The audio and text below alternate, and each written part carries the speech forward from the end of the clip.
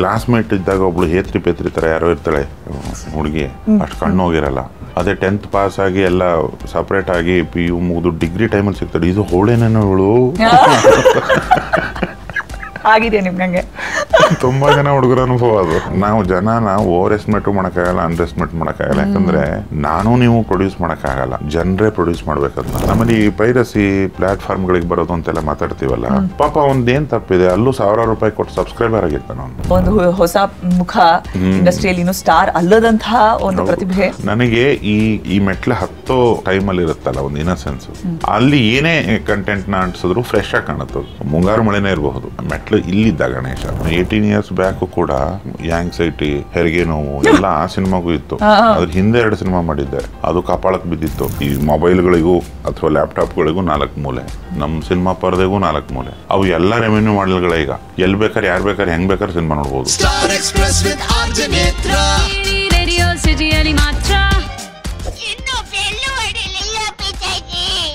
ಏನ್ ಯೋಚನೆ ಮಾಡ್ತಿದ್ದೀರಾ? ಬೇಗ ಬೇಗ ಬೆಲ್ ಐಕನ್ ಕ್ಲಿಕ್ ಮಾಡಿ. ಯೋಗರಾಜ್ ಭಟ್ರ ಸಿನಿಮಾ ಅಂತಂದ್ರೇ ನ್ಯಾಚುರಲಿ ಸಿಕ್ಕಾಪಟ್ಟೆ ಎಕ್ಸ್ಪೆಕ್ಟೇಷನ್ ಇರುತ್ತೆ. ಆ್ಯಂಡ್ ಈ ಸಲ ಎಕ್ಸ್ಪೆಕ್ಟೇಷನ್ ಮತ್ತು ರಿಯಾಲಿಟಿ ಎರಡು ಮ್ಯಾಚ್ ಆಗಿ ಭಟ್ರ ಸಿನಿಮಾ ಮನದ ಕಡಲು, ಸಿಕ್ಕಾಪಟ್ಟೆ ಎಕ್ಸ್ಪೆಕ್ಟೇಷನ್ ನಡುವೆ ಇವರ ಮತ್ತು ಈ ಕೃಷ್ಣಪ್ಪ ಅವರ ಕಾಂಬಿನೇಷನ್. ಆ್ಯಂಡ್ ಆಫ್ಕೋರ್ಸ್ 3 ಹೊಸ ಮುಖಗಳನ್ನು ಇಂಟ್ರೊಡ್ಯೂಸ್ ಮಾಡ್ತಿದಾರಂತೆ, ಹೀಗಂತೆ ಹಾಗಂತೆ ಅಂದಿದ್ದೆಲ್ಲ ಫೈನಲಿ ಥಿಯೇಟ್ರಿಗೆ ಬಂದಿದ್ದಾಯಿತು. ಜನ ಥಿಯೇಟ್ರಲ್ಲಿ ನೋಡಿ ತುಂಬ ಒಳ್ಳೆ ರಿವ್ಯೂಸ್ ಆ್ಯಂಡ್ ರೆಸ್ಪಾನ್ಸ್ನ ನಡುವೆ ಭಟ್ರನ್ನಂತೂ ಹೇಳ್ಕೊಂಬಂದು ಕೂರಿಸ್ಕೊಂಡ್ಬಿಟ್ಟಿದ್ದೀನಿ. ಈಗ ನೇತ್ರಾ ಜೊತೆ ಇದ್ದಾರೆ ಯೋಗರಾಜ್ ಭಟ್ರು ಸರ್, ವೆಲ್ಕಮ್. ಕೇಳೋರಿಗೆ ನೋಡೋರಿಗೆಲ್ಲ ನಮಸ್ಕಾರ. ಸಿನಿಮಾ ಅಂತೂ ಎಕ್ಸಾಮ್ ಮುಂಚಿನ ಒಂದು ಆ ಭಯ, ಟೆನ್ಷನ್, ಆತಂಕ, ಒಂದು ಆಂಗ್ಸೈಟಿ ಎಲ್ಲ ಥರದ್ದು ಎಲ್ಲ ಒಂದಾದ್ರೆ ಈಗ ರಿಲೀಸ್ ಆಗಿದೆ, ರಿವ್ಯೂಸ್ ಬರ್ತಾ ಇದೆ, ಜನರನ್ನ ಥಿಯೇಟರ್ಗೆ ಎಳ್ಕೊಂಡ್ಬರೋದು ಒಂದು ಏನೋ ಜವಾಬ್ದಾರಿ. ಹಾಗೆ ಸಿನಿಮಾ ನೋಡಿಸ್ಬೇಕು. ನೋಡಿರುವಂತಹ ಜನ ಒಳ್ಳೆ ಮಾತನ್ನ ಆಡ್ತಾ ಇದ್ದಾರೆ. ಫ್ಯಾಮಿಲಿ ಆಡಿಯನ್ಸ್ 2ನೇ ವಾರಕ್ಕೆ ನಿಧಾನವಾಗಿ ಎಚ್ಚರ ಆಗಿ 3ನೇ ವಾರಕ್ಕೆ ಸ್ಲೋಲಿ ಥಿಯೇಟರ್ಗೆ ಬರೋವಂಥ ಒಂದು ಕಥೆ ಏನಿದೆ ಅದು ಫಾಸ್ಟ್ ಆಗಿ ಆಗ್ಬೇಕು. ಸುಮಾರು ಹರಸಾಹಸ ತಾವು ಮಾಡ್ತಿದ್ದೀರಿ, ತಂಡ ಸುಮುಖ ಆಗಿರ್ಬೋದು, ರಾಶಿಕಾ, ಅಂಜಲಿ, 3 ಜನಕ್ಕೆ ಒಳ್ಳೆ ರೆಸ್ಪಾನ್ಸ್ ಬರ್ತಿದೆ. ರಂಗಾಯಣ ರಘು ಅವರು, ದತ್ತಣ್ಣ ಅವರ ಪರ್ಫಾರ್ಮೆನ್ಸ್ ಅಂತೂ ಹೇಳೋಂಗೆ ಇಲ್ಲ. ಮೊದಲು ನಿಮ್ಮ ಟೀಮ್ಗಳು ಇದು 2ನೇ 3ನೇ ರೌಂಡ್ ನನಗೆ ಪ್ರಮೋಟ್ ಮಾಡಿಕೊಡ್ತಾ ಇರೋದು ನಿಮ್ಗೆ ಧನ್ಯವಾದ.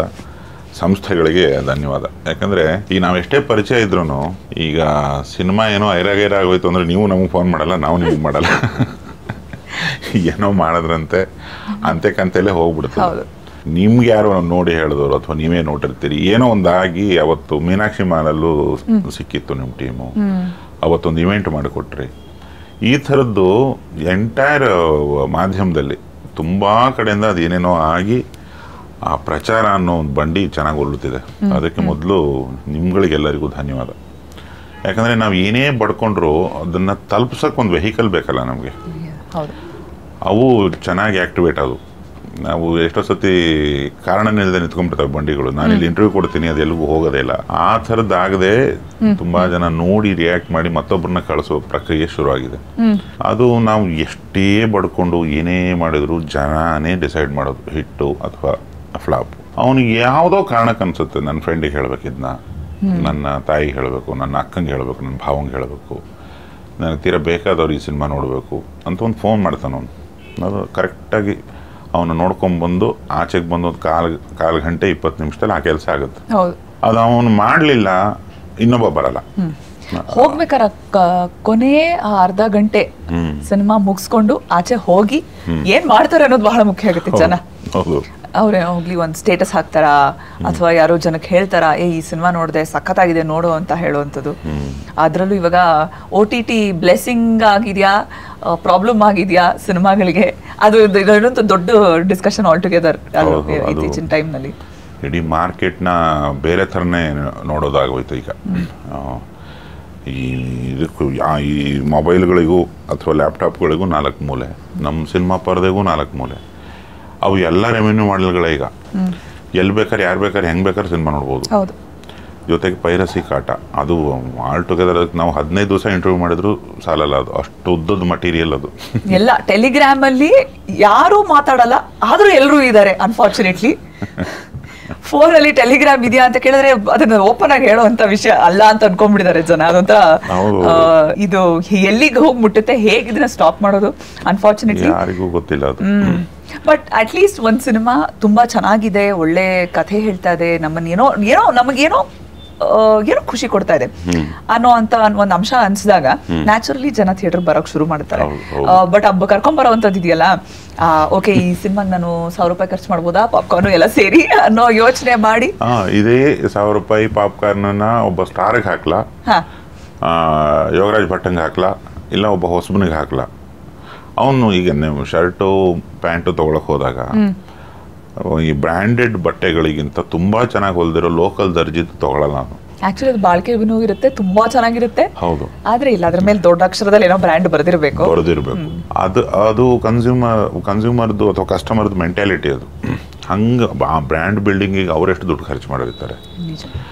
ಸೊ ಈಗ ಒಬ್ಬ ದೊಡ್ಡ ಸ್ಟಾರು ಏನೇನೋ ತ್ಯಾಗ ಮಾಡಿ ಹೋಗಿ ಆ ಮಟ್ಟಕ್ಕೆ ಕೂತ್ಕೊಂಡು ಅವ್ನು ಸಿನಿಮಾ ರಿಲೀಸ್ ಆದಾಗ ಆ ರೇಂಜಿಗೆ ಓಪನಿಂಗ್ ತಗೊಳ್ಳೋದು, ಅದು ಆ ಎಂಡಲ್ಲಿ ಎಲ್ಲೋ ಇದೆ. ಅದು ಸ್ಟಾರ್ ಅನ್ನೋದು ಬೇರೆ ಯಾವುದು ಮುಖ್ಯ ಆಗಲ್ಲ, ನಕ್ಷತ್ರ ಅದು ಸ್ಟಾರ್. ಅಷ್ಟು ಹಂಗೆ ಎಳೆಯುತ್ತೆ ಜನನ. ಅದ್ರದ್ದು ಯಾವುದೋ ಮೆಟ್ಲು ಅಲ್ಲೆಲ್ಲೋ ಇದೆ, ಇವು ಕೆಳಗಡೆ ಮೆಟ್ಲಲ್ಲಿರೋವು ನಮ್ಮವು ಸುಮುಖ, ರಾಶಿಕಾ, ಅಂಜಲಿ.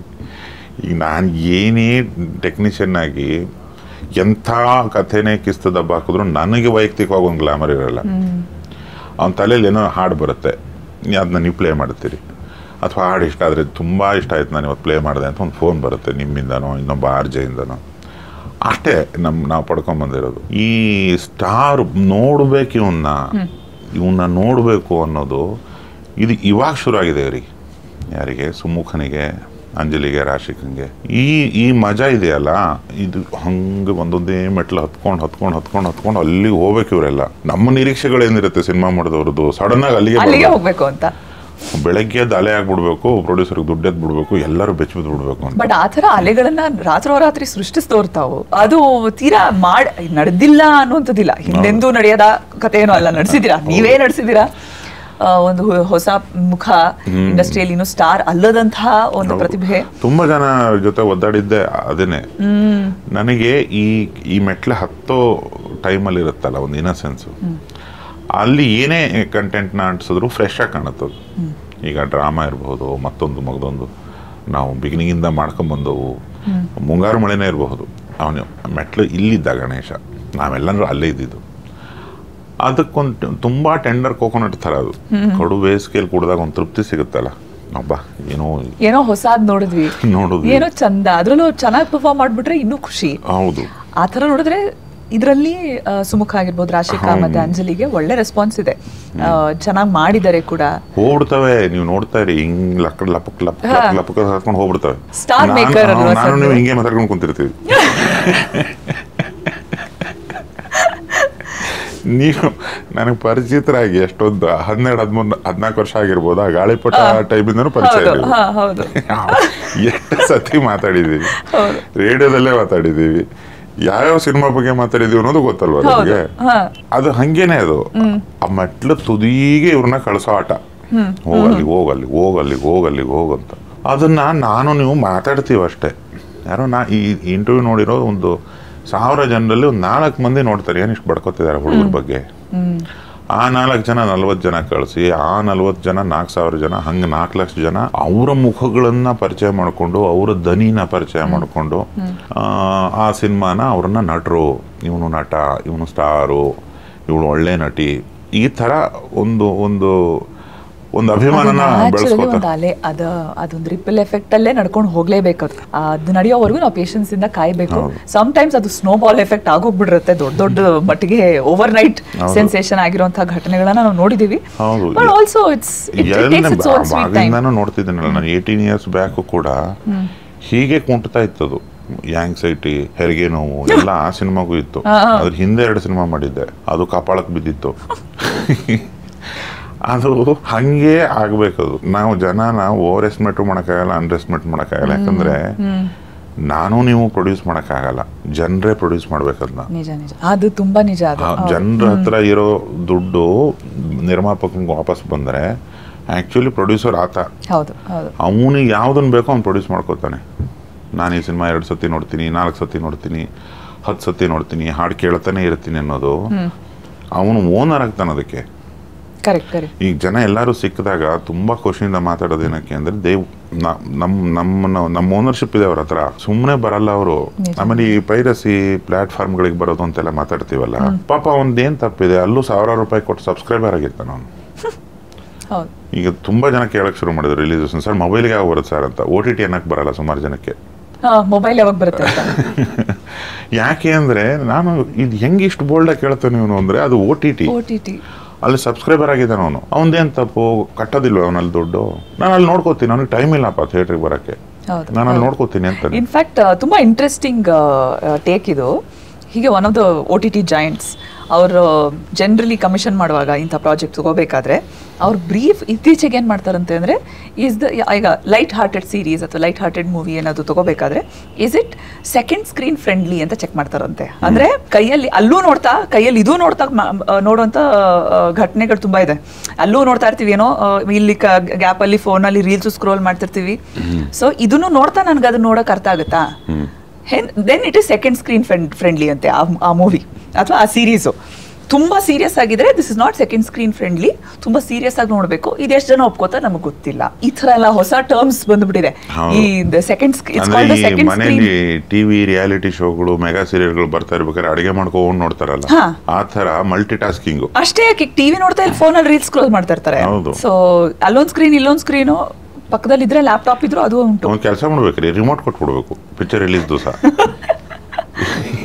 ಪಾಸ್ ಮಾಡ್ಕೊಂಡು ನೋಡ್ಕೊಳ್ಳಿ ಇರ್ತಾರೆ, ರಿವೈಂಡ್ ಮಾಡ್ಕೊಂಡು ಫಾರ್ವರ್ಡ್ ಮಾಡ್ಕೊಂಡು. ಇಲ್ಲ 5 ನಿಮಿಷಕ್ಕೆ ನಾವೇ ಒಂದು ಗ್ಯಾಪ್ ಕೊಡ್ಬೇಕು, ಏನಾದ್ರು ರೀಲ್ಸ್ ನೋಡ್ಕೊಂಡ್ಬಿಡಿ. ರೀಲ್ಸ್ ಬ್ರೇಕ್ ಅಂತ ಅಂತದೊಂದು ದಿನ ಬಂದ್ರೆ ನಿಜವಾಗ್ಲಿ ಅಂತ ದುರಂತ. But unfortunately generally attention deficit ಆಗಿದೆ. ನೋಡ್ತಿರೋದ್ರಲ್ಲಿ ತಕ್ಷಣಕ್ಕೆ ಗಮನ ಎಲ್ಲೋ ಹೊಟ್ಟೋಗಿರುತ್ತೆ, ಮತ್ತೆ ವಾಪಸ್ ಬರ್ತೀವಿ, ಮತ್ತೆ ನೋಡ್ತೀವಿ. ಆ ರೀತಿ ನೋಡಿದ್ರೆ ಕೆಲವು ಸಿನಿಮಾಗಳು ಥಿಯೇಟರಲ್ಲಿ ಅಂತ ನೋಡಿದಾಗ ಸಮ್ವೇರ್ ಓಕೆ ಸುಮಾರಾಗಿದೆ ಅಂತ ಅನ್ಸಿರುತ್ತೆ. ಮನೆಗೆ ಹೋಗಿ ಅದು ಟಿವಿಯಲ್ಲಿ 2-3 ಸಲ ಬಂದಾಗ ಈ ಚೆನ್ನಾಗಿದೆ ಪಿಕ್ಚರ್, ನಂಗೆ ಯಾಕೆ ಅವಾಗ ಇಷ್ಟ ಆಗ್ಲಿಲ್ಲ ಅನ್ನೋಂಥ ಉದಾಹರಣೆಗಳು ಬಹಳ ಇದೆ. ಈ ಕ್ಲಾಸ್ಮೇಟ್ ಇದ್ದಾಗ ಒಬ್ಳು ಹೇತ್ರಿ ತರ ಯಾರೋ ಇರ್ತಾಳೆ ಹುಡುಗಿ, ಅಷ್ಟು ಕಣ್ಣು ಹೋಗಿರಲ್ಲ. ಅದೇ 10th ಪಾಸ್ ಆಗಿ ಎಲ್ಲ ಸಪ್ರೇಟ್ ಆಗಿ PU ಮುಗಿದು ಡಿಗ್ರಿ ಟೈಮಲ್ಲಿ ಸಿಗ್ತಾಳೆ, ಇದು ಹೋಳೇನೇನೋ ಇವಳು ಆಗಿದೆ ನಿಮ್ಗೆ. ತುಂಬಾ ಜನ ಹುಡುಗರ ಅನುಭವ ಅದು. ಅವಾಗ ಯಾಕೆ ಅಂಡರ್ ಎಸ್ಟಿಮೇಟ್ ಮಾಡ್ಬಿಟ್ಟು ಇವಳನ್ನ, ಏನ್ ಚೆನ್ನಾಗಿದೆ ಆ 10th ಅಲ್ಲಿ ಇನ್ಯಾರಿಗೆಲ್ಲ ಏನ್ ಹೊಡಿತಿರ್ತಾರೆ, ಇವಳು ಸ್ವಲ್ಪ ಸುಮಾರಾಗಿದೆ ಹೇಳೋದು ಬಿಟ್ಬಿಟ್ಟಿರ್ತಾರೆ. ಅದು ಸುರಸುಂದ್ರಿ ಯಾರು ಅವಳದ್ದು ಏನೋ ಕರಿಯರು ಮಣ್ಣು ಮಸಿ ಅಂತ ಅವಳು ಏನೇನೋ ಆಗ್ಬಿಟ್ಟಿರ್ತಾಳೆ. ಇವಳು ತುಂಬಾ ನೆಗ್ಲೆಕ್ಟ್ ಮಾಡಿದವಳು ಕಣ್ಣಿಗೆ ತುಂಬಾ ಅಂದವಾಗಿ ಕಾಣಿಸ್ತಿರ್ತಾಳೆ. ಆ ಥರ ಅದು ನಾವು ಯಾವ ಟೈಮಲ್ಲಿ ನಮಗೆ ಎಷ್ಟು ಪುರುಸೊತ್ತಲ್ಲಿ ನೋಡಿದ್ದೀವಿ ಅನ್ನೋದ್ರ ಮೇಲೆ ತುಂಬಾ ನಿಜ ಅದು. ಇನ್ಫ್ಯಾಕ್ಟ್ ನನಗೆ ನಿಮ್ಮದೇ ಸಿನಿಮಾಗಳಲ್ಲಿ ಪರಮಾತ್ಮ ಬಗ್ಗೆ ತುಂಬಾ ಜನ ಆ ರೀತಿ ಕೇಳಿದ್ದುಂಟು. ಟಿವಿಯಲ್ಲಿ ಬಂದಾಗ ಈಗ ಒಳ್ಳೆ ಸಿನಿಮಾ ಅಲ್ವಾ, ಯಾಕೆ ಅವಾಗ ಥಿಯೇಟ್ರಲ್ಲಿ ಸುಮಾರು ಅನಿಸ್ತು ನನಗೆ. ಅಥವಾ ಪುನೀತ್ ರಾಜ್ಕುಮಾರ್ ಆ ಥರ ನೋಡೋದಕ್ಕೆ ಜನ ಇನಿಷಿಯಲಿ ರಿಸೀವ್ ಮಾಡಲಿಲ್ವಾ? ನನಗೂ ಗೊತ್ತಿರಲಿಲ್ಲ, ನನ್ನ ಅನಾಲಿಸಿಸ್ ಇದೆ. I may be wrong. ಯಾಕಂದರೆ ಯಾರೂ ಪಂಡಿತರಿಲ್ಲ ಸಿನಿಮಾ ವಿಷಯಕ್ಕೆ. ಎಲ್ಲರೂ ಪ್ರೇಕ್ಷಕರೇ. ಈ ಮೇಕರ್ಸಿಗೆ ಒಂದು ಮೆಂಟಾಲಿಟಿ ಇರುತ್ತೆ, ನನಗೆ ಪಲ್ಸ್ ಅರ್ಥ ಆಗ್ಬಿಡ್ತು ಅಂತ. ಅದು ಶುದ್ಧ ಸುಳ್ಳು.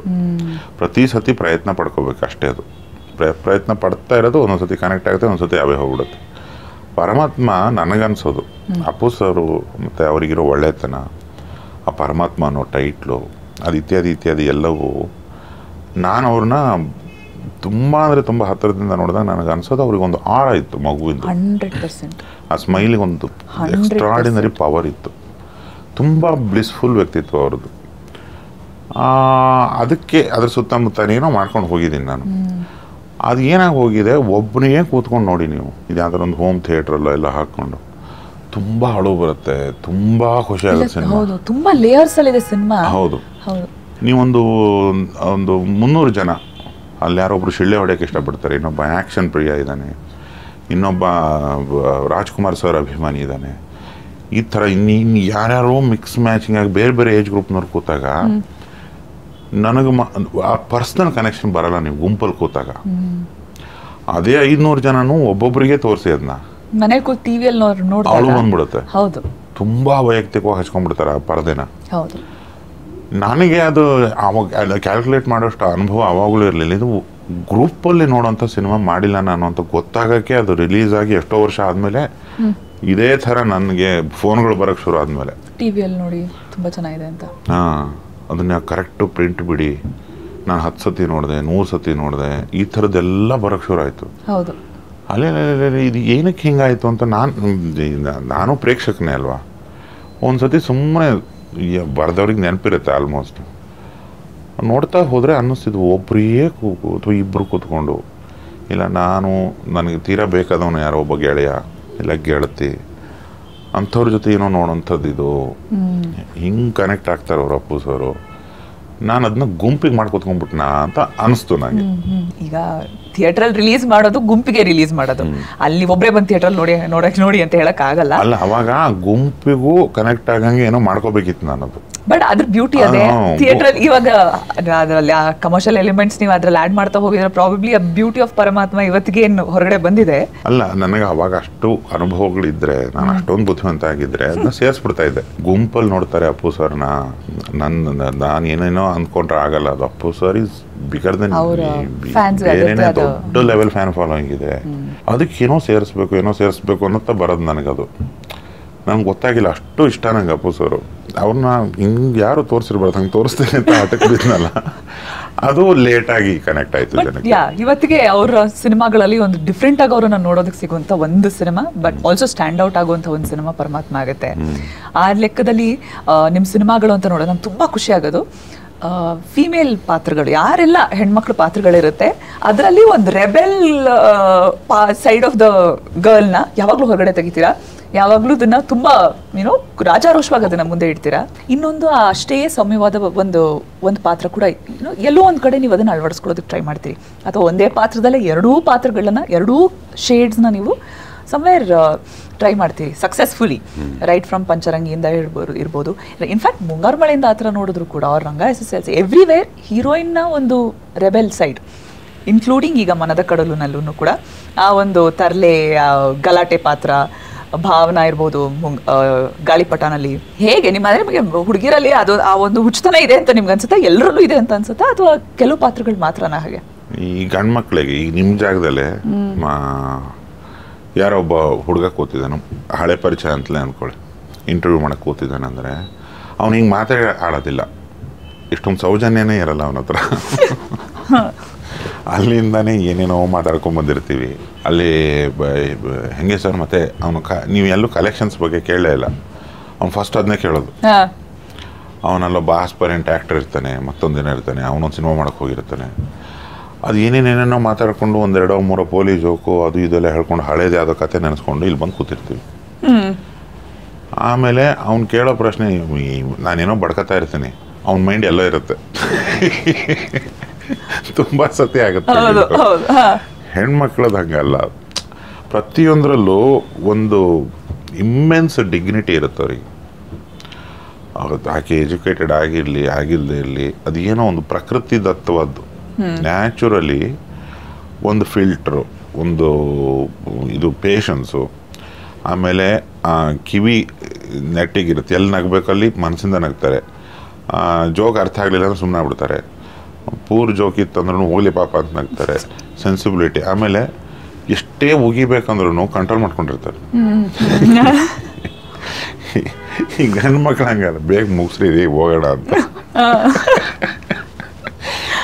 ಇದು ಈ ಇಂಟರ್ವ್ಯೂಗೆ ಸಂಬಂಧಪಟ್ಟಂಗೆ ಹೇಳಿದೆ, ಬದುಕಲ್ಲೂ ಹಂಗೇನೆ. ಒಂದು ಹುಡುಗಿ ಅಥವಾ ಒಂದು ಸ್ತ್ರೀ, ಒಂದು ಹೆಣ್ಣು ಅಂತ ನಾವೆಲ್ಲ ಏನು ಕರಿತೀವಿ, ಹೆಣ್ಮಕ್ಳು, ಅವ್ರದ್ದೊಂದು ಬಿಹೇವಿಯರ್ ಪ್ಯಾಟರ್ನು, ಅವ್ರ ಒಳಗಡೆ ಏನು ನಡೆಯುತ್ತೆ ಅದೆಲ್ಲ ಸ್ವಲ್ಪ ಬೇರೆ ಥರ ಇರುತ್ತೆ. ನನಗಂತೂ ತುಂಬ ಜನ ಬರೆಯೋ ಈ ಸ್ತ್ರೀ ಪಾತ್ರಗಳ ಡೈಲಾಗ್ಸು ಎಂಟರ್ಟೈನ್ಮೆಂಟಲ್ಲಿ, ಸೀರಿಯಲ್ಸ್ ಇರ್ಬೋದು, ಸಿನಿಮಾ ಇರ್ಬೋದು, ತುಂಬ ಕಡೆ ಅಲ್ಲಿ ಇಲ್ಲಿ ಕಣ್ಣಿಗೆ ಬೀಳುತ್ತಲ್ಲ, ನಂಗೆ ಆಗೋದೇ ಇಲ್ಲ ಅದು ಹಂಗೆ. ಅವ್ರ ಹಂಗಿರೋ ಕೆಲವು ತುಂಬ ಒಂದೇ ಚಾನಲ್ ಬರ್ಕೊಂಡು ಹೋಗುವಂತ ಡೈಲಾಗ್ಸ್ ಇದಾವೆ. Most of those dialogues var written by men. Exactly. So ಅದು ಅವ್ರು ಹಂಗೆ ಮಾತಾಡಲ್ಲ. ಕೆಲವೊಬ್ರು ತುಂಬ ಚೆನ್ನಾಗಿ ಬರೀತಾರೆ. ನಾವು ಉದಾಹರಣೆ ಬೇಡ ಈಗ, ಮತ್ತು ಇನ್ನೊಬ್ರು ಬೇಜಾರು ಮಾಡ್ಕೋತಾರೆ. ಎಷ್ಟು ಚೆನ್ನಾಗಿ ಬರೀತಾರೆ ಸ್ತ್ರೀ ಪಾತ್ರಗಳು. ಕೆಲವೊಬ್ರು ನನಗೆ ಗೊತ್ತು ತೀರಾ ಅದು ಹೆಂಗೆ ಬರೆದ್ಬಿಟ್ರು ಅಂತ. ಅದಕ್ಕೆ ರೆಸ್ಪೆಕ್ಟ್ ಕೊಡೋಕ್ಕೂ ಬರುತ್ತೆ. ಬಟ್ 80% ಹೆಣ್ಮಕ್ಳು ಹಂಗೆ ಮಾತಾಡಲ್ಲ. ನಾವು ಏನು ತೋರಿಸ್ತೀವಿ ಅವ್ರನ್ನ ಟೆಲಿವಿಷನಲ್ಲಿ, ಮತ್ತೊಂದು ಕಡೆಯಲ್ಲಿ ಸಿನಿಮಾಗಳಲ್ಲಿ, ಹಂಗೆ ಮಾತಾಡಲ್ಲ ಅವು ಪಾತ್ರಗಳು. ಆ ರಿಯಾಲಿಟಿಲಿ ಅದಕ್ಕೆ ಏನೋ ಬೇರೆದೇ ಆದ ಡೈಮೆನ್ಷನ್ಸ್ ಇರುತ್ತೆ ಹೆಣ್ಮಕ್ಳಿಗೆ. ಅದು ಪ್ರಕೃತಿ.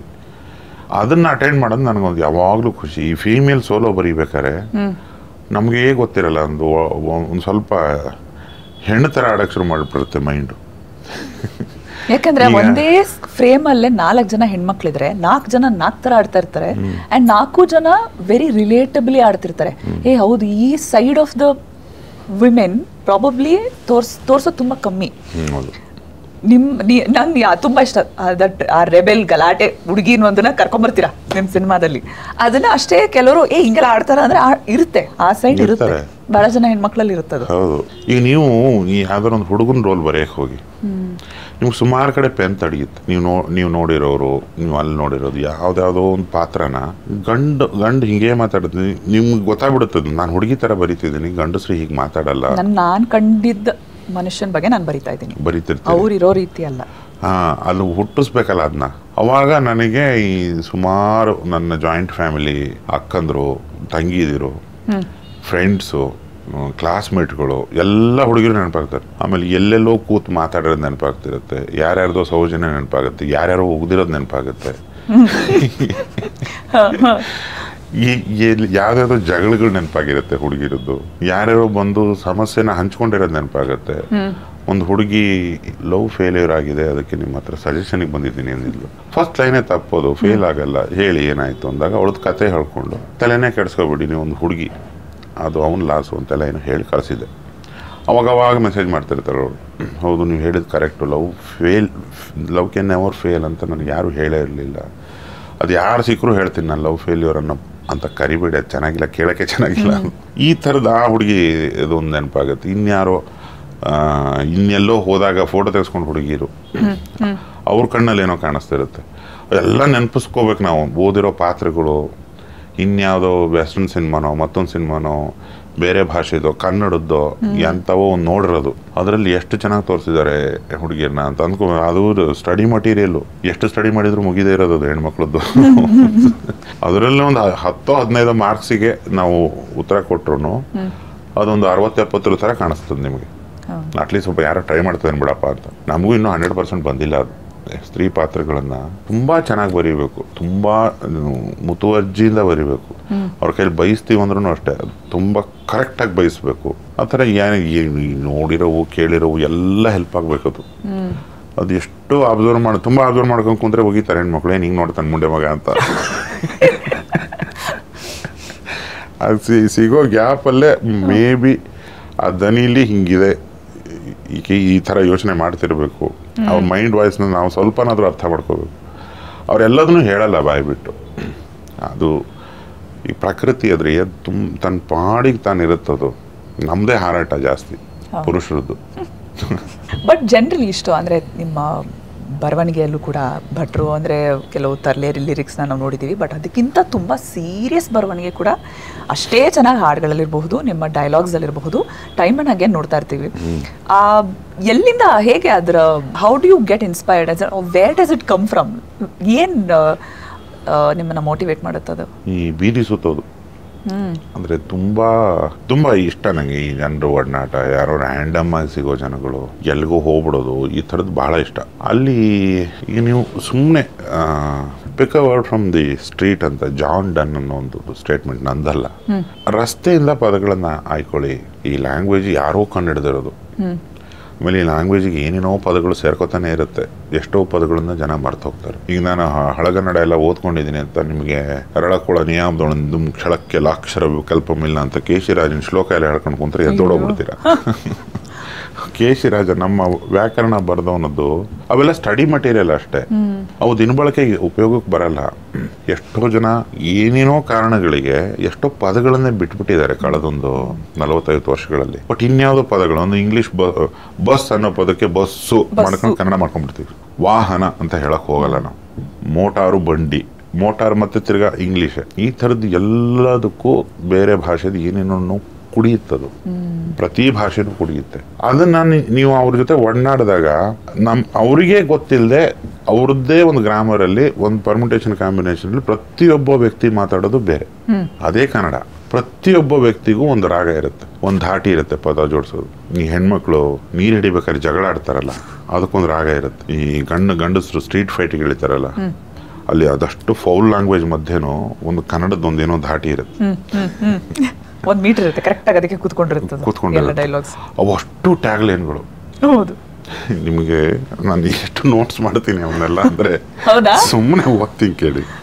ಇಂಟ್ರೆಸ್ಟಿಂಗ್ ಕ್ಯಾರೆಕ್ಟರ್ಗಳೆಲ್ಲ ನೋಡಿದಾಗ ಹಂಗಂಗೆ ನೋಟ್ ಡೌನ್ ಮಾಡ್ಕೊಳ್ತೀರಾ ಜನರಲಿ? ಹೌದು, ಅಟ್ಲೀಸ್ಟ್ ವಾಯ್ಸ್ ರೆಕಾರ್ಡ್ ಮಾಡಿ ವರ್ಷಕ್ಕೆ 1 ಸತಿನೋ 2 ಸತಿನೋ ಅದು ಬರ್ದು ಉಪಯೋಗಕ್ಕೆ ಬರಲ್ಲ ಅವು. ಬಟ್ ನನ್ನ ಎಕ್ಸರ್ಸೈಸಿಗೆ ಅದನ್ನು ಓದ್ತಿದ್ರೆ ನನಗೆ ಇದು ಏನಕ್ಕೆ ಹೇಳ್ತಿದ್ದೀನಿ ಕ್ಯಾಮ್ರಾಗೆ ಅಂದರೆ, ಈ ಥರದ ಸಣ್ಣ ಸಣ್ಣ ಡೀಟೇಲ್ಗಳಲ್ಲಿ it may be stupid, but ಯಾರೋ ಒಬ್ಬನಿಗೆ ಏನೋ ಒಂದು ಬೆಳಕು ಕಾಣುತ್ತೆ. ಅವನು ಬರೀಬಲ್ಲ, ಅವನು ಮುಂದೆ ಯಾರೋ ಒಂದು ಹುಡುಗಿಗೆ ಆಗ್ಬಹುದು. ಇದು ಕರೆಕ್ಟಾಗಿ ನೋಡಿ ಕರೆಕ್ಟಾಗಿ ಹೇಳ್ತಿದ್ದಾರೆ ಅವರು, ಅದರಿಂದ ಕನ್ನಡದ ಮೇಲೆ ಅಬ್ಸರ್ವೇಷನ್ ಜಾಸ್ತಿ ಆಗ್ಬೋದು ನನಗೆ. ಅವನು ಒಬ್ರಿಗೋಸ್ಕರ ಹೇಳ್ತಿದ್ದೀನಿ ಇದನ್ನ. ಸಾವಿರಾರು ಜನ ನೋಡಿ ಮೆಚ್ಚಲಿ ಅಂತ ಹೇಳ್ತಿಲ್ಲ ನಾನು ಇದನ್ನ. ಎಲ್ಲ ಕಡೆ ನಿಮಗೆ ಪೊಯಿಟ್ರಿ ಇದೆ. ಈ ಹಾಡು ಬರೆಯೋದು ಹೆಂಗೆ ಏನು ಎತ್ತ ಅಂತ ಅಂತೀವಲ್ಲ, ಎಲ್ಲ ಕಡೆ ಪೊಯಿಟ್ರಿ ಇದೆ. ನೀವು ನೋಡ್ಕೊಂಡ್ ಬನ್ನಿ, ಜನ ಮಾತಾಡೋದು ಸುಮ್ಮನೆ ಒಂದಿಷ್ಟು ಹೇಳ್ತಾ ಹೋಗ್ತೀನಿ ನಾನು. ಒಳ್ಳೆ ಕತೆ ಗುರು, ಜನ ಬರೆದಿರೋ ಪೊಯಿಟ್ರಿ. ಈ ಒಳ್ಳೆ ಕಥೆ ಗುರುನ ಜೋಡಿಸ್ಬೋದು. ಹಂಗಂದ್ರೆ ಹಿಂಗಂತೀಯ, ಹಿಂಗಂದ್ರೆ ಹಿಂಗ ಅಲ್ಲೋಡೋದೆ, ಅವತ್ತು ಹಂಗೆ ಮಾಡಿದೆ, ಹಿಂಗೆ ಮಾಡಿದ್ರೆ ನಿಂದು ಒಳ್ಳೆ ಕಥೆ ಗುರು ಅಂತ ಮಾಡ್ಬಿಟ್ಟು ಟ್ಯೂನ್ ಹಾಕೊಂಡೋದು. ಸುಮ್ಮನೆ ಮಾತಾಡುವಾಗ ಆಕ್ಚುಲಿ ಅದು ಎಷ್ಟು ಕಾಮನ್ ಆಗಿ ಬಳಕೆ ಆಗುತ್ತೆ, ಒಳ್ಳೆ ಕಥೆ ಗುರು. ಚೆನ್ನಾಗೇ ಇದ್ನಲ್ಲ ಅವನ ಅಜ್ಜಿ ಪಿಂಡ, ಇದು ಬಳಸ್ತಾರೆ. ಇದನ್ನೊಂದು ಟ್ಯಾಗ್ ಮಾಡ್ಬೋದು ನೀವು. 2 ನಿಮಿಷ ಬಂದ್ಬಿಟ್ಟೆ, ದಿನದಲ್ಲಿ 40 ಸತಿ ಬಳಕೆ ಆಗೋ ಲೈನ್ ಇದು. 2 ನಿಮಿಷ ಬಂದ್ಬಿಟ್ಟೆ. ಅವಾಗಲೇ ಹೇಳದ್ನಲ್ಲ, ಎಲ್ಲದಕ್ಕೂ ಹೇಳ್ತೇನೆ ನಾನು. ಮತ್ತೆ ಹೇಳಿದ್ದೆ ನಾನು ಅವಾಗ, ಇವ್ರು ಹೇಳ್ದಂಗೆ ಪಕ್ಕದವ್ರನ್ನ ತೋರಿಸ್ತಿರ್ತಾರೆ. ಇವ್ರು ಹೇಳ್ದಂಗೆ ಈ ಭಾಷಣದಲ್ಲಿ ಮನುಷ್ಯ ಸರಿ ಇಲ್ಲ, ಮನುಷ್ಯ ಸರಿ ಇಲ್ಲ ಅಂತ ಇಟ್ಕೊಂಡು ಇಂಟ್ರೊಡಕ್ಷನ್ ಸಾಂಗ್ ಬರಿಬೋದು ನೀವು. ಅದು ಹೆಂಗೆ ಅಂತ ಕೇಳ್ಬಿಡಿ. ನನ್ನಲ್ಲಿರೋ ಕನ್ನಡನೇ ರೋಡಲ್ಲಿ ಹೋಗೋನು ಮಾತಾಡೋದು. ಅವನೇನು ಮೇಲ್ಗಡೆಯಿಂದ ಉದುರಿರೋ ಕನ್ನಡ ಮಾತಾಡಲ್ಲ. ನೀವು ಯಾರಿಗೆ ಕನೆಕ್ಟ್ ಆಗಬೇಕು ಆತನಿಗೆ, ಅವನು ಯಾರೇ ಆಗಿರ್ಬೋದು, ಅವನಿಗೆ ಇವೆಲ್ಲ ಬರ್ತಾವ ತಾನೆ. ಒಬ್ಬ ಕನ್ನಡಿಗನಿಗೆ ಇವೆಲ್ಲ ಬರ್ತಾವಲ್ವಾ, ಅದನ್ನಷ್ಟೇ ಕನೆಕ್ಟ್ ಮಾಡೋದಿರುತ್ತೆ ನಮಗೆ. ಅದನ್ನ ಇಟ್ಕೊಂಡೇ ವೇದಾಂತ ಹೇಳ್ಬೇಕು. ನೀವು ಊರಲ್ಲಿ ಇಲ್ದೇ ಇರೋದು ಏನೋ ಒಂದನ್ನು ಹೇಳಿದ್ರೆ ಅವನಿಗೆ, ಅವನು ಕೇಳಿಸ್ಕೊಳ್ಳಲ್ಲ ಅದನ್ನ 2ನೇ ಸತಿ. ಸೊ ಅದನ್ನ ಹುಡುಕಿ, ನೀವು ನಿಮ್ಮೊಳಗಡೆ ಹುಡುಕ್ಬೇಡಿ. ನಿಮ್ಮ ಕಬೋರ್ಡಲ್ಲಿರೋ ಪುಸ್ತಕ ಹುಡುಕ್ಬೇಡಿ. I am requesting. ಯಾರು ಬರಿಬೇಕು, ನಾವು ಬರಿತೀವಿ, ನಮ್ಮಲ್ಲಿ ಏನೋ ಇದೆ ಅಂತ ಅನ್ಕೋತಾರೆ, ಅವ್ರ ಜೊತೆ ಒಡನಾಡಿ ಸಿಕ್ಬಿಡುತ್ತದು. ನೀವು ಸೋ ಮೆನಿ ಡೈಲಾಗ್ ಸಿಗುತ್ತೆ. ನೀವು ಒಂದು 3-4 ಜನ ಹುಡುಗಿಯನ್ನ ತುಂಬಾ ಡಿಗ್ನಿಫೈಡ್ ಆಗಿ ಎದುರುಗಡೆ ಕೂತ್ಕೊಂಡು ಸುಮ್ಮನೆ ಅವ್ರ ಕಥೆಗಳು ಕೇಳಿ, 10,000 ಲೈನ್ಸ್ ಹುಟ್ಟುತ್ತೆ ನಿಮಗೆ. ಯಾವ 4 ಜನ ಹೆಣ್ಮಕ್ಳ ಜೊತೆ ನೀವು ಮಾತಾಡ್ತೀರಿ ಜನರಲಿ? ಯಾರು ಇಲ್ಲಿ ನಮ್ಮ ಕಥಾನಾಯಕಿರ ಜೊತೆಗೆ ಮಾತಾಡ್ತೀನಿ. ಇನ್ಯಾರು ಆಡಿಷನ್ಸ್ ಬಂದವ್ರಿಗೆ ಏನ್ ಮಾಡ್ತಿದ್ದೀರಿ ಅಂತ ಕೇಳ್ತೀನಿ. ಯಾವ್ದೋ ಶೋನಲ್ಲಿ ಕೂತ್ಕೊಂಡಿರ್ತೀನಿ, ಅಲ್ಲಿ ಮೇಕಪ್ ಹಾಕೋರಿಗೂ ಕೇಳ್ತೀನಿ, ಮತ್ತೆ ಏನ್ ನಡೀತಾ ಇದೆ ಜೀವನದಲ್ಲಿ, ಏನ್ ಮಾಡ್ತಾ ಇದ್ದೀರಿ, ಇದೇನು ಈ ವೃತ್ತಿ ಎಲ್ಲ ಹೆಂಗೆ, ಮನೆ ಕಡೆ ಮಕ್ಳಿದಾರ, ಮದುವೆ ಆಗಿದೆ ಕೇಳ್ತೀನಿ. ಹೇಳ್ತಾರ ಅದೇನು ಅಷ್ಟೊಂದು ಅವ್ರದ್ದು ತಲೆ ಕೆಡಿಸೋಂಥದ್ದು ಏನು ಪ್ರಶ್ನೆಗಳಿರಲ್ವಲ್ಲ ನಮಗೆ. ತುಂಬಾ ಬೇಸಿಕ್ ಸಿಂಪಲ್ ದಿನನಿತ್ಯ ನಮ್ಮ ಮನಸ್ಸು, ತಲೆ, ಕಣ್ಣು ತಿಮಿತದಲ್ಲಿ ಎಲ್ಲರೂ ಹೇಳಿದ್ದನ್ನ ಕೇಳಿಸ್ಕೊಂಡು ಅದನ್ನ ಅನಲೈಸ್ ಮಾಡೋ ಮೈಂಡ್ ಸೆಟ್ ಇರಬೇಕು. ಹೌದು. ಎಷ್ಟು ಪದಗಳು ಅವರೇ ಕೊಟ್ಟಿರೋದನ್ನ ಮುಚ್ಕೊಂಡಿದ್ರೆ ಸರಿ, ಎಲ್ಲ ಹಣೆ ಬರ, ಯಾರ ಹತ್ರನೂ ಹೇಳ್ಬೇಡಿ, ಅಷ್ಟೇ ವಿಷಯ, ಇನ್ನೇನಿಲ್ಲ. ನಂಗೇನು ಹೊಸ್ತಲ್ಲ, ಇರುಗುರು ಸ್ವಲ್ಪ ಇಲ್ಲೇ ಇಟ್ಟಿದ್ದೆ ಕಾಣ್ತಿಲ್ಲ ಹಂಗಂತ ಅಲ್ಲ, ಮಾತು ಕೊಟ್ರೆ ಮುಗೀತು, ಆಮೇಲೆ ಸಿಗ್ತೀನಿ. ತಲೆ ಕೆಟ್ಟಿದೆ ನಿಮಗೆ, ಚೂರು ಅಡ್ಜಸ್ಟ್ ಮಾಡ್ಕೊಳ್ಳಿ. ದೇವ್ರು ಎಲ್ಲ ನೋಡ್ಕೊತಾರೆ, ತಪ್ಪಿದ್ರೆ ಮೆಟಲ್ ಹೊಡಿ. ಇವೆಲ್ಲ ಭಟ್ರು ರ್ಯಾಪ್ ಮಾಡ್ಬಿಡ್ಬೋದು ಇಷ್ಟರಲ್ಲೇ. ಮನುಷ್ಯರು ಮಾಡಿರೋವು, ನಾನು ನೀವು ಬರ್ದಿರೋದಲ್ಲ ರೀ. ನಾನು ಸುಮಾರು ಹಾಡುಗಳು, ಅವ್ರು ಯಾರು ಡೈರೆಕ್ಟರ್ ಸಿಚುವೇಶನ್ ಮಾಡ್ಕೊಂಡಿರ್ತಾರಲ್ಲ, ಅವ್ರ ಜೊತೆಗೆ ಅಸಿಸ್ಟೆಂಟ್ ಬಂದಿರ್ತಾನೆ, ಕಂಪೋಸರ್ ಬಂದಿರ್ತಾನೆ, ಅವ್ರುಗಳು ಮಾತಾಡ್ತಾ ಹೆಕ್ಕಿರೋದು. ಅಂದ್ರೆ ನಿಮ್ ತಲೆ ಕಂಟಿನ್ಯೂಸ್ ಓಡ್ತಾನೆ ಇರುತ್ತೆ. ಇವಾಗ ನಾಟ್ ವರ್ಕಿಂಗ್ ಅನ್ನೋ ತರ ಇಲ್ಲ, ತಲೆ ಓಡ್ತಾನೆ ಇದೆ, ವರ್ಕ್ ಆಗ್ತಾನೆ ಇದೆ. ಹೌದು, ಕೆಲಸ ಮಾಡ್ತಾನೆ. ಆಮೇಲೆ ಮೈಂಡಿಗೆ ಇನ್ನೊಂದು ಕೆಪಾಸಿಟಿ ಇದೆ. ನೀವು ಏನಾರು ನೀವು ಬರೀರಿ ನೇತ್ರ ಅಂತ ನಾನು ಫೋರ್ಸ್ ಮಾಡಿದ್ರೆ, ನೀವು ಪೆನ್ ತಗೊಂಡ್ರೆ, ಆ ಮೂಮೆಂಟಿಗೆ ನಿಮ್ಮ ಒಳಗಡೆ ಇರೋ ಸರ್ವೈವಲ್ ಇನ್ಸ್ಟಿಂಕ್ಟಿಗೆ 2 ಪ್ರಾಸನ ಅದು ಎತ್ತು ಕೊಡುತ್ತೆ. ಯಾವಾಗ ಹೋಗಿ ಸ್ಟೋರ್ ಆಗಿರುತ್ತೆ ಗೊತ್ತಿರಲ್ಲ, ಅದು ನೀವು ಚಾಲೆಂಜ್ ಮಾಡ್ಕೊಂಡಿರಲ್ಲ. ಸುಮ್ಮನೆ ತಲೆಗೆ ಮರ ಸರ ಅಂತ ಬಂತು ನನ್ಗೆ, ನೀವು ಹೇಳಿದ ತಕ್ಷಣ ಹಂಗೆ ಕತೆ. ನನಗೆ ಹಾಗೆ ನಿಮ್ಮ ಸಿನಿಮಾಗಳಲ್ಲಿ ಜನರಲಿ ನೋಡುವಾಗ ಸುಮಾರು ಪಾತ್ರಗಳು ಒಂದೇ ಸೀನಲ್ಲಿ ಕಾಣುವಂಥ ಸುಮಾರು ಸೀನ್ಗಳ ಆ ಥರ ಬಹಳ ಸಿನಿಮಾಗಳಲ್ಲಿ ನನಗೆ ಪಂಚರಂಗಿ ಇರ್ಬೋದು, ಸುಮಾರು ಸಿನಿಮಾಗಳಲ್ಲಿ ಆ ಥರ ಒಂದೇ ಫ್ರೇಮಲ್ಲಿ 7-8 ಜನ ಕ್ಯಾರೆಕ್ಟರ್ಸ್ ಒಂದೇ ಸಲ ಬರೋ ಥರ ಬಹಳ ಸೀನ್ಗಳನ್ನ ನಿಮ್ಮ ಸಿನಿಮಾಗಳಲ್ಲಿ ನೋಡ್ತೀವಿ ನಾವು. ಅಷ್ಟೇ ಅಲ್ಲ, ಅಲ್ಲಿ ಕೊನೆಯ ಪಾತ್ರದವರೆಗೂ ಕೂಡ ಅವ್ರು ಏನೋ ಮಾಡ್ತಿರ್ತಾರೆ ಆ ಸೀನಲ್ಲಿ. ಆ ಪಾತ್ರ ಕೂಡ ಇಂಪಾರ್ಟೆಂಟ್ ಆಗಿರುತ್ತೆ. ಇವ್ರೇನೋ ಮಾತಾಡ್ತಿದ್ದಾರೆ, ಅಲ್ಲೇನೋ ನಡೀತಾ ಇದೆ, ಅಲ್ಲೇನೋ ನಡೀತಾ ಇದೆ, ಎಲ್ಲಾರನ್ನೂ ಗಮನಿಸ್ಬೇಕು ನಾವು ಒಂದು ಸೀನಲ್ಲಿ. ತುಂಬ ಕಷ್ಟ ಆ ಥರದ ಸೀನ್ಗಳು ತೆಗೆಯೋದು. ಆ್ಯಂಡ್ ಎಲ್ಲ ಸೀನಲ್ಲೂ ನಂಗೆ ತುಂಬ ನನಗನ್ಸೋದು ಅದು ಭಟ್ರ ಸಿಗ್ನೇಚರ್ ಸ್ಟೈಲ್ ಅದು. ಅಲ್ಲಿ there is some chaos, but there is an order in that chaos also. You know exactly what each character is doing. ಎಲ್ಲೆಲ್ಲಿ ಯಾರ್ಯಾರು ಏನೇನು ಮಾಡ್ತಿದ್ದಾರೆ, ಹಿಂದ್ಗಡೆ ಯಾರೋ ಅಳ್ತಿದ್ದಾರೆ, ಇಲ್ಲಿ ಯಾರೋ ಗಲಾಟೆ ಮಾಡ್ತಿರ್ತಾರೆ, ಇಲ್ಲಿ ಯಾರೋ ಬೈತಾ ಇದ್ದಾರೆ, ಏನೋ ಒಂದು. ಬಟ್ ಎಷ್ಟು ಮಜವಾಗಿ ತೆಗಿತೀರಾ ಆ ಥರ ಸೀನ್ಗಳು. ನನಗೆ ಪರ್ಸ್ನಲಿ ಭಾಳ ಇಷ್ಟ ಅಂತ. ಐ ಥಿಂಕ್ ನನಗನ್ಸೋದು ಭಟ್ರ ಥರ ಆ ಥರ ಸೀನ್ಗಳನ್ನ ಯಾರು ತೆಗಿಯಲ್ಲ ನಮ್ಮ ಕನ್ನಡದಲ್ಲಿ.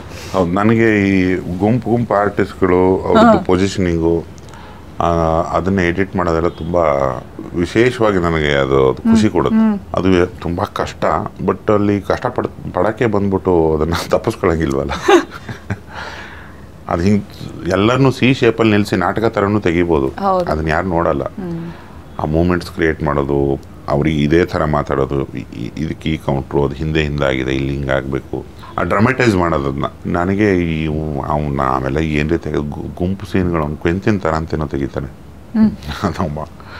ನಾನು ಪರಮ ಭಕ್ತ ಅವನ ಗುಂಪು ಸೀನ್ಗಳಿಗೆ. ಅಕಿರಾ ಕುರೋಸಾವಾ ಅವರು ಗುಂಪು ನಾವು ಅವರು ತೆಗಿಯೋ ಒಂದು ಶಾಟ್ನ ಇವತ್ತಿನ ಕಾಲಕ್ಕೆ ತೆಗಿಬೇಕಂದ್ರೆ ಮಿನಿಮಮ್ ಒಂದು ಶಾಟಿಗೆ 1 ವರ್ಷ ಪ್ರೀ ಪ್ರೊಡಕ್ಷನ್ ಮಾಡಬೇಕು. ಒಂದು ಸೂರ್ಯ ಮುಳುಗೋ ಟೈಮಲ್ಲಿ ಸಾವಿರಾರು ಕುದುರೆ, ಈಟಿ, ಆನೆಗಳೆಲ್ಲ ಹಿಂಗೆ ಹೋಗ್ತವೆ. ಸುಮ್ಮನೆ ಹೀಗೆ ಬಿಟ್ಟಿದ್ದಾರೆ ಕ್ಯಾಮ್ರಾ. ಅಷ್ಟು ಕುದುರೆ, ಆನೆ, ಕಾಲಾಳುಗಳು, ಸೈನಿಕರಿಗೆ ಬಟ್ಟೆ ಹಾಕಿ ನಿಲ್ಸೋಕ್ಕೇನೆ ಬೇಕು ನಮ್ಮಲ್ಲಿ. ಆ ಥರದ್ದೆಲ್ಲ ಮಾಡೋಗಿದ್ದಾರೆ ಮಗನಿ. ನಾವು ಹೊಸ್ತು ಮಾಡೋಂಥದ್ದು ಏನಿಲ್ಲ. ಅವುಗಳನ್ನ ಯಾವ ನೋಡಿದೀವಿ ಅದ್ ನೆನೆಸ್ಕೊಂಡ್ರೆ ಆ ಇನ್ಫೀರಿಯರಿಟಿಗಾರ ಸ್ವಲ್ಪ ಮನುಷ್ಯನ ಕಟ್ಕೊಂಡು ಗುದ್ದಾಡೋಣ ನಡ್ರಿ ಅನ್ಸುತ್ತೆ. ಇಂಥ ಸೀನ್ಗಳು ಆಕ್ಚುಲಿ ನಿರ್ದೇಶಕರ ಬಗ್ಗೆ ತುಂಬಾ ಹೇಳುತ್ತೆ. ಇನ್ಫ್ಯಾಕ್ಟ್ ನಿಮ್ಮ ಸಿನಿಮಾಗಳಲ್ಲಿ ಒಂಥರ ನಿಮ್ಮ ಯೋಗರಾಜ್ ಭಟ್ರ ಸಿಗ್ನೇಚರ್ ಇರುತ್ತೆ, ಒಂದು ಸ್ಟ್ಯಾಂಪ್ ಎಲ್ಲ ಪಾತ್ರಗಳಲ್ಲೂ. ಅವರ ಡೈಲಾಗ್ ಇಂದ ಹಿಡಿದು ಪರ್ಫಾರ್ಮೆನ್ಸ್ ಇಂದ ಹಿಡಿದು there is one stamp, unseen stamp. Rajamouli ಅವರು ಒಂದು ಸ್ಟ್ಯಾಂಪ್ ಹಾಕ್ತಾರೆ, ಆ ಥರ ನಿಮ್ದೊಂದು ಅನ್ಸೀನ್ ಸ್ಟ್ಯಾಂಪ್ ಇದೆ ನಿಮ್ಮ ಸಿನಿಮಾಗಳಲ್ಲಿ. ಅದೊಂದು ದ ವೇ ದೇ ಸ್ಪೀಕ್, ಪ್ರತಿಯೊಂದು ಪಾತ್ರ ಕೂಡ ಕಾನ್ಶಿಯಸ್ಲಿ ಮಾಡ್ತಿರೋದು ಅಥವಾ ಗೊತ್ತಿಲ್ಲದೆ ಹಾಗೆ ನಡೆಯುತ್ತಾ ಪ್ರತಿ ಸಲ? ಅಂದರೆ ಈಗ ನೀವು ಯಾವುದೊಂದು ಕಾದಂಬರಿ ಓದಿ ಚೆನ್ನಾಗಿದೆ ಅಂದ್ರೆ ಅದೇನೋ ನಾನು ಸಿನಿಮಾ ಮಾಡಕ್ಕೆ ಹೋದೆ, ಅದನ್ನ ಇಟ್ಕೊಂಡು ಅಂದಾಗ ಆ ಬರೆದಿದ್ದು ಒಂದು 60-70% ಇಟ್ಕೊಂಡು ಇನ್ನೊಂದು 30% ನನಗೆ ನಾನೊಬ್ಬ ಮೇಕರ್ ಆಗಿ ನನ್ನ ತಲೆಗೆ ಏನು ಹೊಳೆಯುತ್ತೋ ಅದಕ್ಕೆ ಬ್ಲೆಂಡ್ ಮಾಡಲೇಬೇಕಲ್ಲ. ಅದೇನಾಗುತ್ತೆ, ಇವಾಗ ಕಂಟೆಂಟು ನಂದೇ ಆಗಿರೋದ್ರಿಂದ ಅದು ಇರೋದೇ ಒಂದು ಲ್ಯಾಬ್. ಅದಕ್ಕೆ ಹಾಕಿನೇ ಹಿಂಗೆ ತೆಗಿಬೇಕು ನಾವು ಅದನ್ನ. ಅದು ಹಾಗೇನೆ ಅದು. ಈಗ ನೀವು ತೆಂಡೂಲ್ಕರ್ಗೋ ಯಾರಿಗೋ ನೀನು ಪ್ರತಿ ಸತಿ ಸ್ಕ್ವೇರ್ ಡ್ರೈವ್ ಹಂಗೆ ಮಾಡ್ತೇವೆ, ಬೇರೆ ಥರ ಮಾಡೋ ಅನ್ನೋಕ್ಕಾಗಲ್ಲ. ನೀವು ಸ್ಕ್ವೇರ್ ಡ್ರೈವ್ ಹಂಗೆ ಬರುತ್ತದು. ಈಗ ಯಾರೋ ಸಂಗೀತಗಾರಂಗೆ ಹೋಗಿ ನಾವು ಒಂದು ಮೆಲಡಿ ಅಂದರೆ ಇದು ಏನಿದು ಎಲ್ಲ ಮೆಲಡಿ ಬಂದ್ಬಿಡ್ತದೆ, ಹಾಡಾಗೋಯ್ತಲ್ಲ ಸರ್ ಅಂದರೆ ಹೆಂಗೆ? ಈಗ ಮನೆಗೆ ಹೋಗ್ಬಿಟ್ಟು ನಮ್ಮ ಅಪ್ಪ ಇಡ್ಲಿ ತಿಂದಿದ್ದ, ನಮ್ಮ ತಾತ ಇಡ್ಲಿ ತಿಂದಿದ್ದ, ಬೇರೆ ಏನು ಮಾಡೋಕ್ಕಾಗಲ್ವ ಅಂತ ಪ್ರಯತ್ನ ಪಡೋಕ್ಕೆ ಆಗಲ್ಲ. ಅದು ಇಡ್ಲಿ ಅದು. ಯಾರೇನೋ ಅನ್ನ ಸಾರು ತಿಂದಿದ್ರು, ನಾನೇನೋ ಪಿಜ್ಜಾ ಬರ್ಗರ್ ಆರ್ಡರ್ ಮಾಡ್ತೀವಿ, ಬಟ್ ದಿನ ತಿನ್ನಕ್ಕಾಗಲ್ವೇ? ಕೊನೆ ವಾಪಸ್ಸು ಮೆಲಡಿನೂ ಹಂಗೇನೆ. ಅದು ಎಷ್ಟೇ ಮಾಡಿದ್ರು ಮತ್ತೆ ತಿರ್ಗಾ ಅದನ್ನೇ ಇಟ್ಕೊಂಡು ಸಾಂಗ್ ಮಾಡ್ಬೇಕಂತೆ. ನೀವು ರೇಡಿಯೋದ್ರೆ ಅದನ್ನೇ ಪ್ಲೇ ಮಾಡ್ಬೇಕಂತೆ. ಈ ದಿನ ಮೆಲಡಿ ಕೇಳ್ತೀನಿ, ಅಪ್ಪ ನನ್ನ ಕೈಲಿ ಆಗಲ್ಲ ಅಂತ ಕೆಲಸ ಬಿಡೋಕ್ಕಾಗತ್ತೆ? ಇಲ್ಲ, ಅಯ್ಯೋ ಅವು ಹಂಗೆ ಇರ್ತವ್ರಿ. ಅವು ಇಂಟ್ರೊಡಕ್ಷನ್ ಸಾಂಗ್ ಹಂಗೆ ಇರ್ತವೆ. ಅಲ್ಲಿ ತಮಟೆ ಟಾಟಾ ಅಂತ ಹೊಡೆದ್ರು ಟು ಹೊಡಿತಿರ್ತಾರೆ. ಅದೇನೋ ಮಿಕ್ಸಿಂಗಲ್ಲಿ ಸ್ವಲ್ಪ ಆಟ, ಒಬ್ಬ ಹೊಸ ಸಿಂಗರ್ ತಗೊಂಬ, ಏನೋ ಒಂದನ್ನ ಹಾಡೋದು. ಅದು ಯಾಕೆ ಹಿಟ್ಟಾಗುತ್ತೆ ಏನು ಎತ್ತ ಗೊತ್ತಿಲ್ಲ. ಅದನ್ನ ಕಿವಿಗೆ ಹಾಕಬೇಕು. ಅದು ಅವ್ನು ರಿಪೀಟ್ ಮಾಡ್ದ, ಅವನ ಬಾಡಿ ಒಳಗಡೆ ಹೋಯ್ತು ಅಂದರೆ ಅದು ಆ ಹಾಡು ಹಿಟ್ಟು. ಸಿನಿಮಾನೂ ಹಂಗೆ, ಅವ್ನ ಕಣ್ಣಿಗೆ, ಕಿವಿಗೆ, ಆಡಿಯೋ ವಿಜುವಲ್ಲು ಹಾಕ್ತಾನೇ ಹೋಗ್ಬೇಕು. ಕೆಲವೊಂದು ಯಾವುದೋ ಪಾತ್ರದ ಮ್ಯಾನರಿಸಮ್ಸ್ ಕೂತ್ಕೊಂಡ್ಬಿಡ್ತು ಅಂತಂದ್ರೆ ವಾಪಸ್ ಬಂದು ಹಂಗಂತಾನಲ್ಲ, ಹಂಗೆ ಅದು ಕಂಟಿನ್ಯೂ ಆಯ್ತು ಅಂದ್ರೆ ಅದೊಂದು ಪಾತ್ರ ಗೆದ್ದ ಹಾಗೆ ಒಂದು ಸಿನಿಮಾ ಗೆಲ್ಲೋ ಅಂತ ಲಕ್ಷಣಗಳವು. ಹೌದು. ಈಗ ರಂಗಾಯಣರ ಕೂದಾಗಿದೆ ನೋಡಿ, ಮನದ ಕಡಲಲ್ಲಿ ಆದಿವಾಸಿಯವರು, ಆದಿವಾಸಿ ಬಾಯಲ್ಲಿ ಇಂಗ್ಲಿಷ್ ಅಂತ, ಅದು ಮಜಾ ಇದೆ. ಅದು ತುಂಬಾ ಜನ ನನ್ನ ಮನೇಲಿ ಎಲ್ಲರೂ ಅದೇ ಅಂತಾರೆ, ಏನು ಹೇಳಿದ್ರು. So yes, almost towards the end ಬರ್ತಾ ಇದ್ದೀವಿ. ಇನ್ನೇನು ಮನೆ ಅಂತ ಹೇಳಿದ್ದಕ್ಕೆ ಸುಮ್ಮನೆ ಹಾಗೆ ಜನರಲಿ ಎಕ್ಸಾಮ್ಗಳು ಎಲ್ಲ ಮುಗಿತಾ ಈಗ ಸಿನಿಮಾ ಅಂತೂ ರಿಲೀಸ್ ಆಗಿ ಜನ ನೋಡ್ತಾ ಇದ್ದಾರೆ, ಮನೇಲಿ ಮಕ್ಳು ಎಕ್ಸಾಮ್ನಲ್ಲಿ ಇನ್ವಾಲ್ವ್ ಆಗ್ತೀರಾ?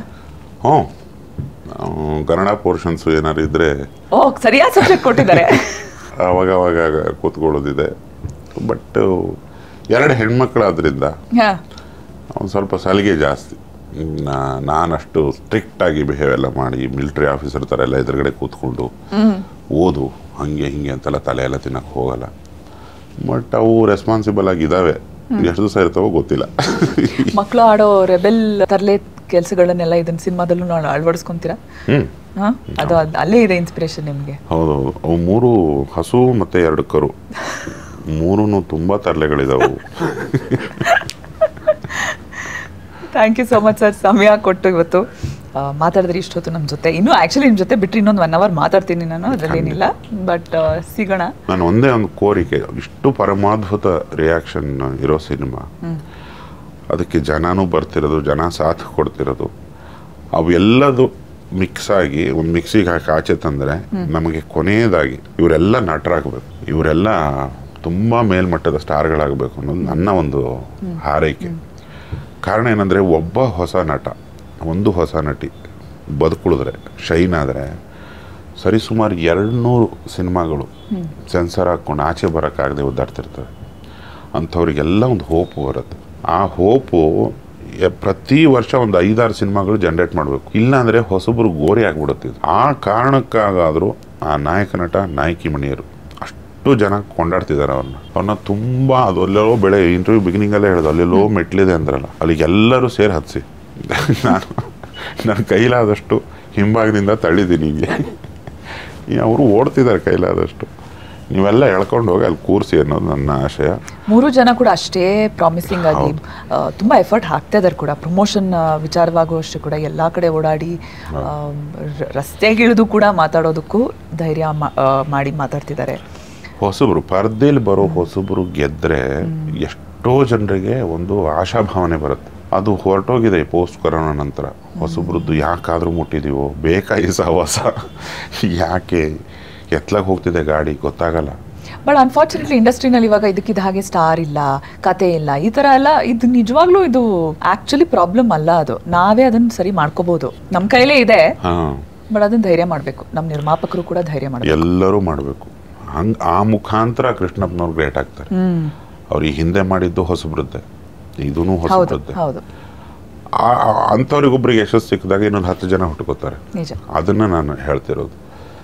ಆ ಕಾರಣಕ್ಕಾಗಿ ಆದರೂ ಇವ್ರುಗಳೆಲ್ಲ ಸ್ಟಾರ್ ಆಗಲಿ, ಜನ ಮೆಚ್ಚೋ ನಟರಾಗಲಿ ಅಂತ ಇಷ್ಟು ಹೇಳ್ತಾ ನಾನು ಭಾಷಣ ಮುಗಿಸ್ತೇನೆ. Yes sir, thank you so much, all the very best. ಕಡೆಯ ಒಂದೊಂದು ಈ ಕೃಷ್ಣಪ್ಪ ಅವ್ರ ಜೊತೆ ಮುಂದೆ ನಿಮ್ಮ ಇನ್ನೂ ಸಿನಿಮಾ ಪ್ಲಾನ್ಗಳಿದೆಯಾ? ಹೌದು, ಈ ಸಂಸ್ಥೆ ಬಿಟ್ಟು ಆಚೆ ಹೋಗಿ ನನಗೆ ಮನಸ್ಸಿಲ್ಲ, ಅಷ್ಟು ಇಷ್ಟ. ಅಂದರೆ ಈ ಒಂದು ಕೆಲಸ ನಾವು ಅಂದ್ಕೊಳ್ಳೋದು ಬೇರೆ, ಆಗೋದು ಬೇರೆ. ಇಲ್ಲಿ ಹೇಳಿದ್ದೇ ಆಗುತ್ತೆ. ನೀವೇನು ಅಂದ್ಕೋತೀರಿ ಈ ಸಂಸ್ಥೆಯಲ್ಲಿ ಮಾತ್ರ ಆಗೋದು. ನನ್ನ ಒಂದು ವೈಯಕ್ತಿಕ ಅನುಭವದಲ್ಲಿ ಇಂಥವ್ರು ಜಾಸ್ತಿ ಸಿನಿಮಾಗಳು ಮಾಡಬೇಕು, ಇಂಥವ್ರಿಗೆ ಒಳಿತಾಗಬೇಕು. ಅದು ಏನೇ ಕಷ್ಟ ಸುಖ ಇದ್ರೂ ಅದಕ್ಕೆ ನಿಲ್ಲಬೇಕು ಅಂತ ಅನ್ಸುತ್ತೆ. ಯಾಕಂದರೆ ನಾವು ಅಂದ್ಕೊಂಡಿದ್ದಕ್ಕೆ ಅವ್ರು ಸಾಥ್ ಕೊಟ್ಟಿರ್ತಾರಲ್ಲ. ಯಾರು ಈಗ ಹೊಸಬ್ರನ್ನ ತಗೊಂಬಂದು ಅಂತ ಯಾರ ಬಾಯಲ್ಲಿ ಬರ್ತಿದೆ? ಬರ್ತಿಲ್ಲ. ಅದು ಬರ್ತಿದೆ ಅಂದರೆ ಅವ್ರು ನಿಜಕ್ಕೂ ಒಳತಾಗಬೇಕು. ಹೊಸಬ್ರಿಗೂ ಒಳತಾಗಬೇಕು, ಸಪೋರ್ಟ್ ಮಾಡಿದವರು ಒಳತಾಗಬೇಕು. ಇದೇ ಹೋಪಲ್ಲೇ ಅವ್ರು ಹಿಂದೆ ಸಿನಿಮಾ ಮಾಡಿದ್ದು. ಆ ನಂತರ ಒಂದೋ ಎರಡೋ ಮಾಡಿದ್ರು, ಸುಮ್ಮನೆ ಆಗ್ಬಿಟ್ರು. ಆಮೇಲೆ ಆಫ್ಟರ್ 17 years ಮತ್ತೆ ಮಾಡ್ತಿರೋದು. ಕಂಟಿನ್ಯೂ ಮಾಡ್ತಾರವರು. ಅವರಿಗೆ ಅನಿಸ್ಬೇಕದು, ಈ ಟೀಮಲ್ಲಿ ಏನೋ ಇದೆ, ಇವನಲ್ಲಿ ಏನೋ ಸತ್ವ ಇದೆ. ಇಲ್ಲ ಅವ್ರ ಸಿನಿಮಾದವರಲ್ಲ, ಇಂಥವ್ರು ಒಂದು 10 ಜನ ಬರಬೇಕು. ಅವರ ಜಡ್ಜ್ಮೆಂಟ್ ಮಾತ್ರ ಪರಮಾದ್ಭುತವಾದ್ದು ಕೃಷ್ಣಪ್ಪ ಅವ್ರದ್ದು. ನಾವು ದಿನನಿತ್ಯ ಸಿನಿಮಾ ಮಾಡೋರಲ್ವಾ, ನಮ್ಮ ಜಡ್ಜ್ಮೆಂಟು ಒಂದು ಕಡೆ, 100 ಜಡ್ಜ್ಮೆಂಟ್ ನಮ್ದು ಒಂದು ಕಡೆ, ಅವ್ರದ್ದು ಒಂದು ಜಡ್ಜ್ಮೆಂಟ್ ಯಾವಾಗಲೂ ವರ್ಕ್ ಆಗ್ತಿರುತ್ತೆ. ಅಂಥ ಬುದ್ಧಿವಂತರು ಅವರು, ಎಕ್ಸ್ಪೀರಿಯನ್ಷಿಯಲ್ ವಿಸ್ಡಮ್ ಇರೋರು. ಹಂಗಾಗಕ್ಕೆ ಹೋಗಿ ಅದೊಂದು ಮಾದರಿ ಸಂಸ್ಥೆ ಅದು EK ಎಂಟರ್ಟೈನರ್ಸ್ ಅನ್ನೋದು. ಅದಕ್ಕೆ ಯಾವತ್ತಿದ್ರೂ ಕೆಲಸ ಮಾಡೋದು ನನ್ನ ಧನ್ಯ ಕ್ಷಣಗಳಲ್ಲೂ ಒಂದದು. ಅಷ್ಟು ಸ್ಟ್ರೆಸ್ ಫ್ರೀ ಸಂಸ್ಥೆ ಅದು. ಅವರಾಗಲಿ ಮತ್ತು ಗಂಗಾಧರ್ ಅವರಾಗಲಿ, ಟೋಟಲ್ ಪ್ರೊಡಕ್ಷನ್ ಟೀಮ್ ಅಂತ ದೊಡ್ಡ ಟೀಮ್ ಅವರದು. ಅದ್ಭುತ. ಅವ್ರಿಗೊಂದು ಪ್ರೇಕ್ಷಕರಿಗೆ ಸಲ್ಯೂಟ್ ಹೊಡೆದಂಗೆ ಕೃಷ್ಣಪ್ಪ ಅವರಿಗೆ ಒಂದು salute. Thank you sir, thank you so much. Thank you. ಇಂತಹ ಹೆಚ್ಚಿನ ಕಾಂಟೆಂಟ್ಗಳಿಗೆ ಸಬ್ಸ್ಕ್ರೈಬ್ ಆಗಿ radio city Kannada YouTube channel.